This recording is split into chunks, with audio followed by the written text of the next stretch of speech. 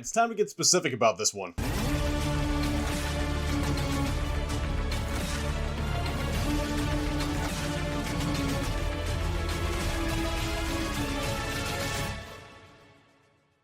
28 years later, The Bone Temple is out, and as my last video implied, I didn't care for it. Other people do seem to be enjoying it, but I'm going to tell you why I am not one of them. Biggest cardinal sin. This is a zombie-infected movie without a whole lot of zombies or infected. We don't have that survivalist component to it, nor do we have a ton of gore and action that a lot of these types of movies are known for. And that's fine. It's not like you need to have that every 5 seconds to stimulate my brain or anything like that, but it's just like we spend way too much time on this Jimmy cult to the point where this feels more like a completely separate story as opposed to being a 28 later movie. It's just not what I would consider the most interesting part of this franchise. Like I said in my last video, my favorite part of the film was the dynamic between the Doctor and the Alpha, and in the film he calls the Alpha Samson. And I just really like it because he's got this scientific exploratory mindset as to how he interacts with the Alpha and how he treats Samson, essentially how he's not afraid of him because he's more curious than anything. But I will admit that whole portion was a little goofy at times and really tonally inconsistent. For example, the main reason Samson keeps coming around is because the Doctor essentially turns him into a morphine addict. He shoots him once with a dart, which has a concoction of drugs in it, primarily morphine, and Samson keeps coming back because he keeps wanting that euphoric feeling. It was just weird seeing a man and an infected person vegging out Cheech and Chong style, tripping balls. Never in my life did I ever expect to see a movie where Ralph Fiennes plays a stoned out of his mind doctor singing and dancing to Duran Duran that's playing in his head. If anything came out of this that was actually really fascinating and very unique as opposed to the other movies in the series, it's the fact that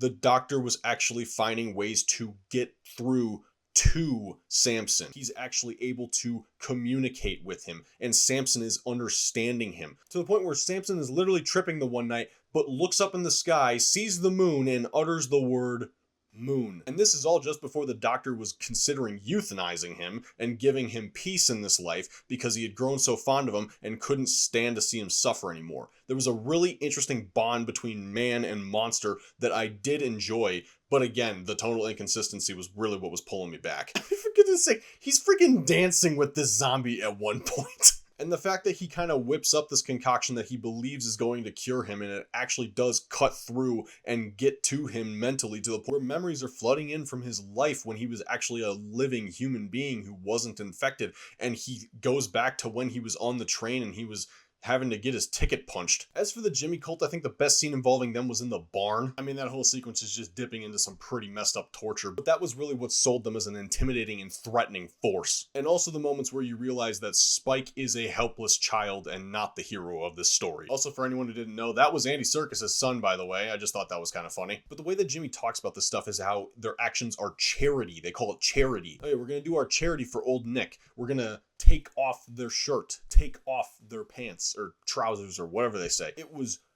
gruesome because taking off just means skinning, and we see them skin the people's torsos, and the one woman says she's gonna take off his trousers, and right then I tensed up. I'm like, oh no, please do not go there. And then, you know, Deus Ex Machina, hook in the back of the head, saves him from being, yeah. But it was just absolutely twisted in that moment. Because of the implication. The plots of this movie kind of converge in a funny way. So essentially they spot the Doctor and Samson from afar, and they see the Bone Temple, and they see him covered in his iodine or whatever, and they think because he's a man with red skin, he's in a palace full of bones, and he was playing with one of his demons, he must be old Nick, he must be the devil. So Jimmy goes and talks with him, and he's basically saying like, okay, I know you're not really Satan, but all those people up there, they want you to be Satan, and you need to play along with this, otherwise we're gonna kill you. And Ralph Fiennes is like, okay, I know exactly what to do. And then he goes into his room, and throughout the film, there's been various needle drops because he has a record player and he's all these vinyl albums. And so the one he pulls out is Number of the Beast by Iron Maiden. So once night falls, they enter the Bone Temple to meet old Nick. And when Ralph Fiennes comes out, what on earth was that? We are treated to a song and dance number where Ralph Fiennes in corpse paint pretends to be the devil and dances around and sings along to Iron Maiden while the rest of the satanic cultists are rocking out and freaking flailing about. I am sitting there in the theater with the most dumbfounded look on my face because I genuinely could not believe that A, this was happening, but B, that it went on for as long as it did. I'm just saying you could have cut out that sequence and spared us the cringe. Erin Kellyman's character throughout the film is showing that she kind of doubts Jimmy in certain ways because she's not sure if she really believes in what he's doing or that he is who he says he is. So this would have been a pretty good moment for her to recognize, like, this is weird. Why is this guy dancing around and doing stuff that is clearly just, anything that a human could do? Now she buys into it too. I'm just saying we could have shown him like doing stuff with fire or making his presence known and then giving his orders, his commands, and telling them to obey Jimmy before the whole betrayal thing at the end. And it's just unfortunate because I understand they were trying to wrap up this story and I'm glad that they actually had the balls to conclude it here. But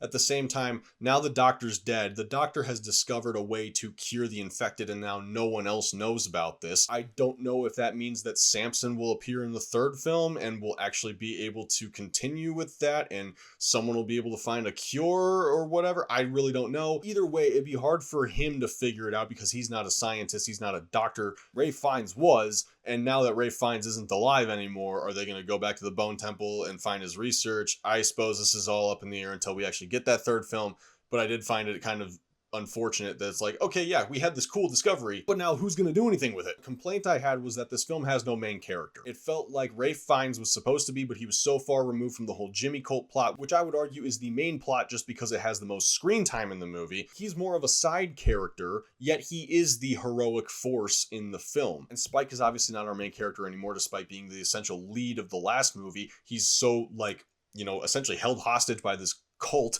can't do anything. He's just a kid. Does that mean that Jack O'Connell is our lead as Jimmy, but Jimmy's the bad guy of the movie? And then I thought about it a little bit more. The whole point of this film could be not subversion, but inversion. Their whole cult, they're the villains, and yet we spend the most amount of time with them. Ralph Fiennes is removed from the plot, yet he is the heroic force until the third act that they show down with, and he inevitably gets killed, but the cultists don't exactly win either. You see, what it is much like how they are Satanists worshiping the devil, which is an inversion of Christians worshiping Jesus. They are inverting the roles of the heroes and the villains, where the hero is given the amount of screen time and the subplot element like a typical villain does, and we spend all the time with the villains and show them meeting up with the hero at the very end and losing, as opposed to the hero meeting up with the villain and winning. I don't know if that was intentional or not, but that's how I interpret it. That was my takeaway from it, and that's what I've discovered as I reflected on the movie more. That said, I still stand by what I said in my spoiler-free review. These characters aren't pleasant company, and I don't really have the desire to rewatch this film because of just how freaking atrocious they are as people. And lastly, as the film closes out, we have an epilogue featuring none other than the legendary Cillian Murphy finally coming back to this franchise. Reports were coming out before the first 28 Years Later film came out saying that Cillian Murphy would indeed be returning to this series, this trilogy that they're releasing as the 28 Years Later story, and thankfully we finally have him on screen, presumably with his daughter, and about to meet Spike as this film closes. So I'm assuming that the main party of heroes we're going to have in 28 Years Later Part 3 will be Cillian Murphy, his daughter Spike, and Erin Kellyman's character. This has me excited simply because we're getting back to what started this franchise, and presumably we're going to close it out with that, and getting back to the actual zombie survival, because that is what Cillian Murphy's character has been doing all this time. I just wish that we could have been doing this the entire time in this trilogy, as opposed to wasting all this time with a satanic Power Ranger cult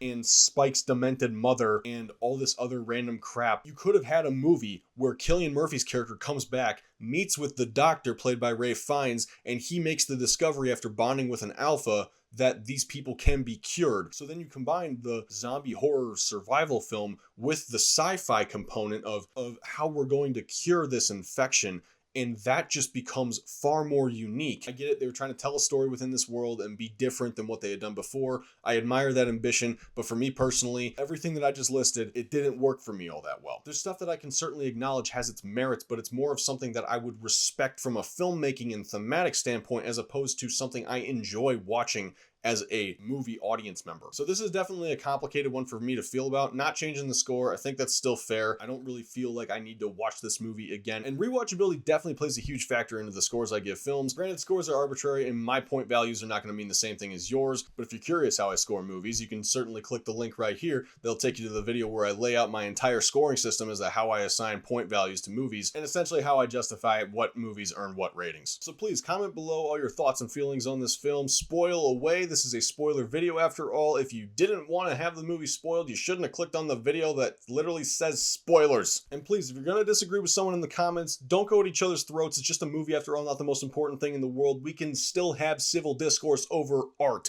without becoming animals. Please feel free to hit that like button, subscribe if you want more videos like this in your feed, and hit the bell so you know when I'm uploading. And if you want more content from me that isn't YouTube exclusive, you can click the links in my description down below. They'll take you to multiple different social media platforms where I post tons of reviews that don't always make it onto this channel, and the ones that I do post on this channel, I always post on those platforms long before I add together a video. Also keep an eye out for shorts that I post when I add new additions to my movie collection. As you can see, I have quite a few behind me, and I'm on my way to 1,000 different titles in my collection and documenting the new additions as they come in along the way. So be sure to check that out, and until next time guys, God be with you, and take care.